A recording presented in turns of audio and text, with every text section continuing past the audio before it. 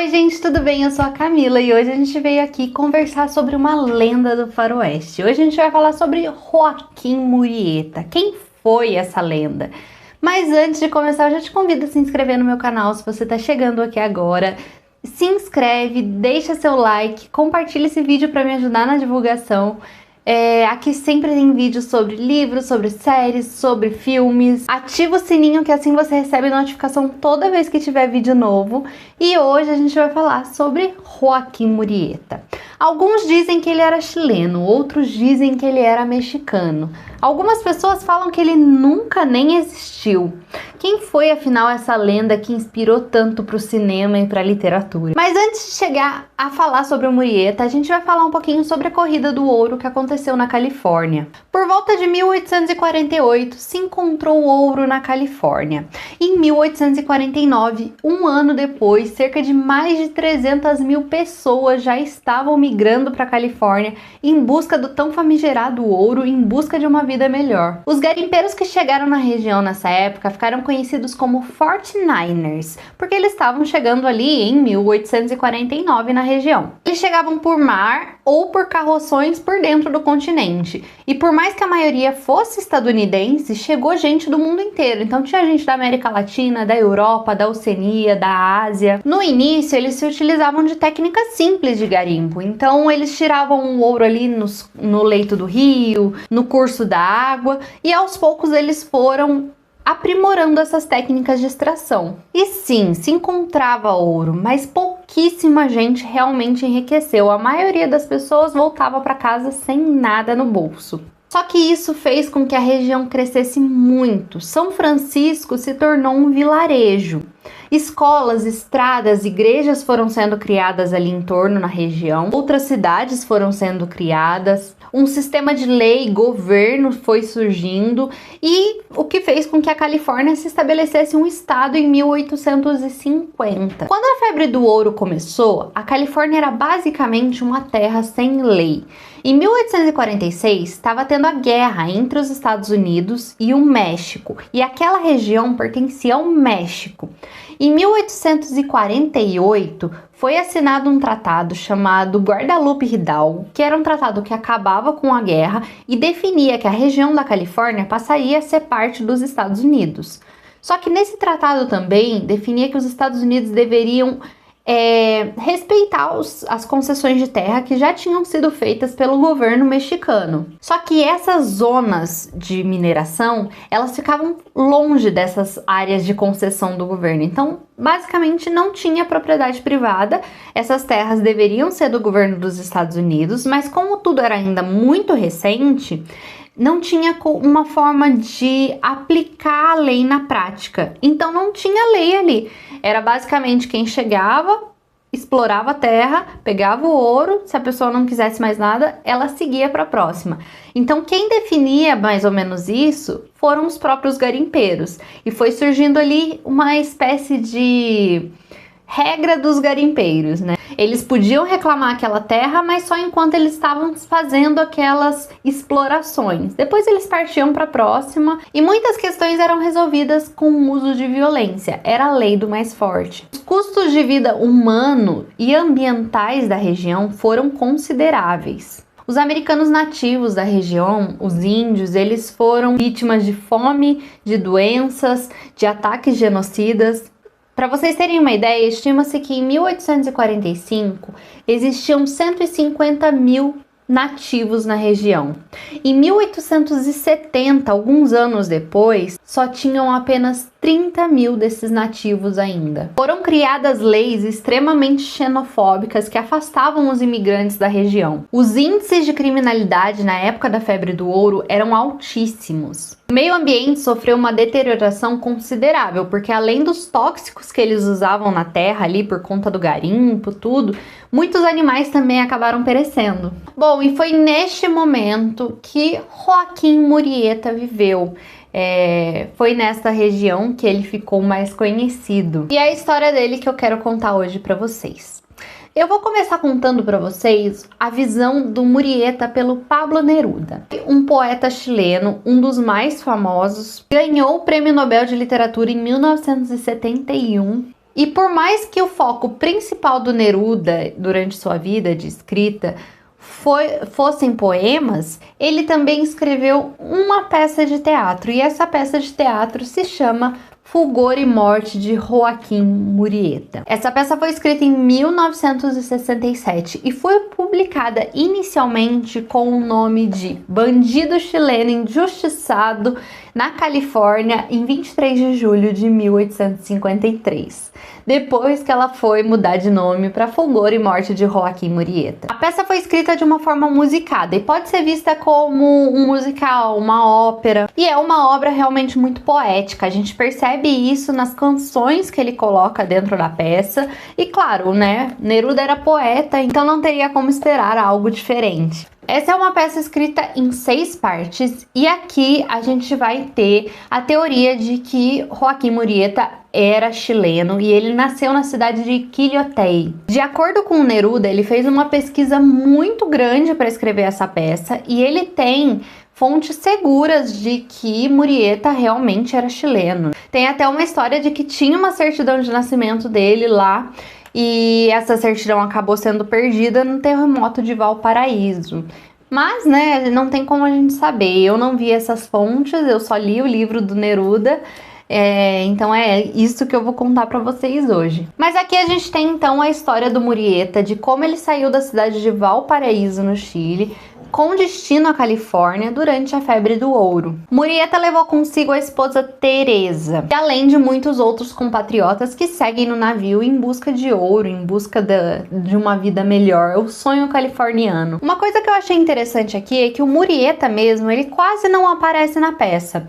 Ele é muito comentado, os outros personagens estão sempre falando sobre ele, sempre falando sobre o que está acontecendo com ele, o que ele está fazendo, mas o Murieta mesmo, ele quase não aparece. E é bem interessante porque basicamente é o que o Murieta é, uma lenda. E aqui na peça ele justamente aparece já como uma lenda. Quando ele chega na Califórnia, Murieta se encontra com muito preconceito e pouco ouro. A xenofobia era constante.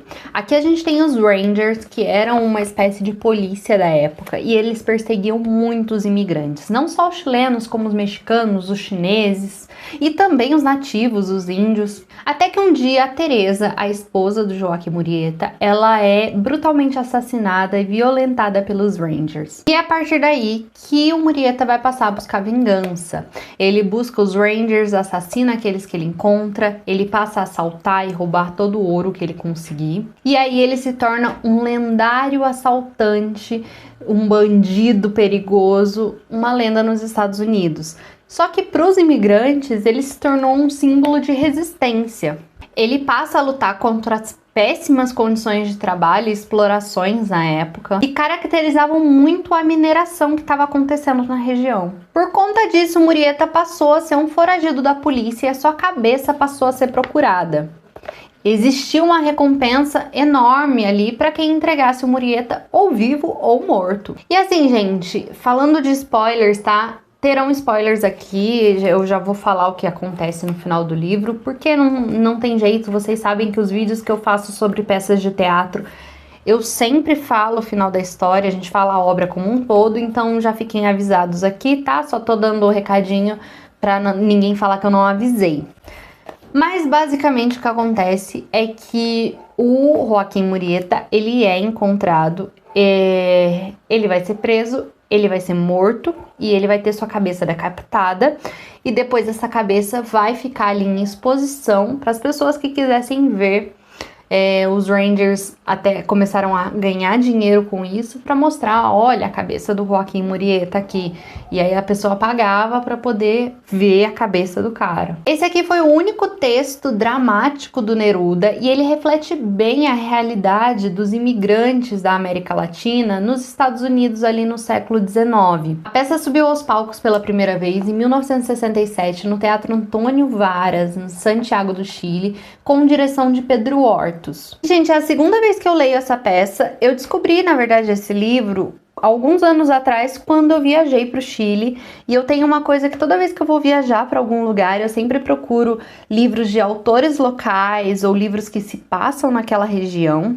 E aí, procurando um livro que se passasse no Chile, livros que fossem de autores chilenos, eu descobri este livro aqui do Neruda. E eu gostei muito. Era uma história que eu não conhecia, eu nunca nem tinha ouvido falar em Joaquim Murrieta. Essa temática de faroeste não é algo que eu tenho muita familiaridade, mas eu gostei bastante de conhecer a história dele. E essa é uma peça que eu gostei muito porque ela é muito poética, né? É o tipo de peça que a gente lê e consegue se imaginar montando a peça. Já falei pra vocês aqui em outros vídeos que eu estudei teatro por um tempo. Então, quando eu leio uma peça de teatro, eu sempre tento imaginar essa peça em cena, essa peça no palco.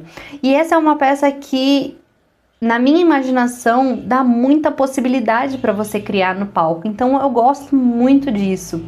A peça é muito poética, as falas são muito poéticas, existem canções muito bonitas. Eu vou ler até uma parte para vocês, né? Além dos personagens da peça, a gente tem também um narrador, é um poeta que vai contando a história ao longo da peça. Só para vocês terem um pouquinho do gostinho de como que é a escrita do Neruda. Assim são as coisas, amigo, e é bom aprender. E que saiba e conheça os versos que escrevi.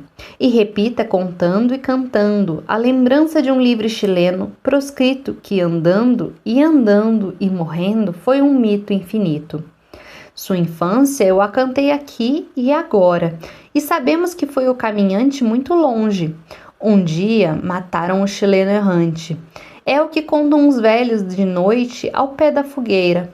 E é como se falasse o riacho, a chuva silvante ou a nevasca chorasse, no vento a neve distante, porque de Aconcagua partiu no veleiro buscando na água um caminho, e para a Califórnia a morte e o outro chamavam com vozes ardentes que por fim decidiram seu negro destino. E aí, gente, no ano passado, em 2023, saiu uma série pela Prime Video chamada A Cabeça de Joaquim Murrieta. E essa já é uma série que vai levar em consideração a teoria de que Murrieta era mexicano. Na série, o Murrieta era mexicano, ele fazia parte do exército mexicano na época da guerra, e ele deserta da guerra e abandona o exército durante o final ali, onde muitos dos soldados estavam passando por dificuldades, ele simplesmente deserta do exército e vai para os Estados Unidos seguir a vida dele sozinho. Na série, ela começa quando o Murrieta já tem ali a sua cabeça sendo procurada, ele já é um bandido procurado pelos Rangers, e ele segue junto com a Adele Cheng, que é uma chinesa que tá ali junto com ele, e aos poucos a gente vai entendendo que a Adela, ela era uma menina que foi, na verdade, o Murrieta, quando ele sai do exército, né, ele passa a fazer assaltos, enfim.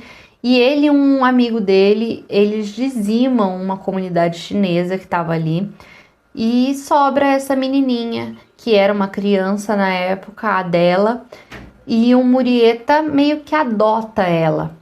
Então ele ensina para ela tudo que ele sabe, né? Sobre atirar, sobre roubar. E ela vira ali uma grande bandida junto com ele. Mais pra frente, a dela vai descobrir o que o Murrieta fez. E ela vai se voltar contra ele. Além disso, a gente tem também algumas outras histórias paralelas. A gente vai acompanhar alguns nativos da região. A gente vai acompanhar um mexicano que tá ali tentando fazer a vida nos Estados Unidos, ali na Califórnia. Ele sofre muito preconceito, até que a sua família, a sua esposa e seu filho são brutalmente assassinados pelos Rangers, e aí ele vai passar a buscar vingança. Então a série busca retratar bastante a xenofobia da época e também a violência. A série é bem estilo faroeste, ela tem umas cenas bem forçadas. Eu acredito que esse estilo seja bem característico dos filmes de faroeste. Como eu disse, eu não sou a pessoa dos filmes de faroeste, então não tenho certeza se é assim, mas eu imagino que essa forçação com um estilo mais cômico e dramático seja bem característico desse tipo de obra. Eu não curti tanto a série assim, apesar de ter alguns personagens bem específicos que eu gostei bastante, por exemplo, esse mexicano que vai buscar vingança pela família, é o personagem coadjuvante que eu mais gostei, assim, até mais do que o Murieta. A história dele foi a mais interessante pra mim. Apesar disso, a série não me pegou tanto. Aí tem alguns outros filmes, né? Filmes que foram inspirados também na história do Murieta. Existe um filme de faroeste de 1969, um filme antigo, chamado Rocky Murieta. E esse filme retrata ele como um ex-fazendeiro muito rico ali da Califórnia, que perde tudo e acaba virando um bandoleiro muito conhecido ali na região. Outro filme também de 1971 chamado Morte de um Pistoleiro. Aí já vai retratar o Murieta como sendo um mexicano que perde a sua família, também perde sua esposa e acaba se revoltando e virando um pistoleiro, um bandido perigoso. Então a gente pode ver que tem muitas histórias sobre a lenda, tem vários outros livros também que são inspirados na história dele. Independente de quem ele foi, se ele foi chileno, se ele foi mexicano, a questão é que o Murieta foi um grande símbolo de resistência latino-americana em uma região em que o preconceito e a xenofobia eram imensos. Espero muito que vocês tenham gostado do vídeo, gente. Não deixem de se inscrever e deixar o seu like. E me contem aqui se vocês conheciam a história do Murieta. Me contem aí o que vocês acham, qual a teoria que vocês têm para a vida dele.